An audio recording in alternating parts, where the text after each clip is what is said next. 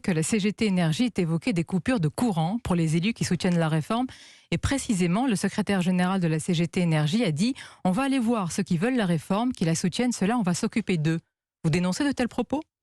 Bah oui, moi je dénonce le fait que Gérald Darmanin utilise le mot de dictature parce que les mots ont un sens et il est ministre de l'Intérieur. Un ministre de l'Intérieur, il est là pour faire respecter l'état de droit et pour mettre du lien dans la société. Il est le garant des institutions. Et le garant politique, des institutions, je vous demande. mais lui aussi il est ministre. Et donc dans un pays, dans un état de droit, le ministre de l'Intérieur ne peut pas parler de dictature pour des gens qui rentrent en mobilisation sociale contre une réforme qui est injuste. Est-ce que vous dénoncez les propos de ce syndicaliste ?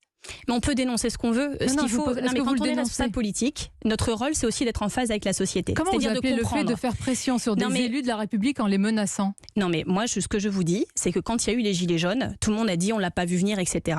Sur le réchauffement climatique, Emmanuel Macron a dit qu'il aurait pu prévoir que. Donc, comme ils ont du mal à prévoir, là, on va leur prévoir exactement ce qui va se passer. C'est que les gens sont en colère et n'en peuvent plus. Nous sommes dans un pays où les élus se font souvent malmener, voire attaquer. Vous ne voyez aucun risque ? Mais il y a des élus qui malmènent aussi les Françaises et les Français. Et donc ils méritent d'être menacés ?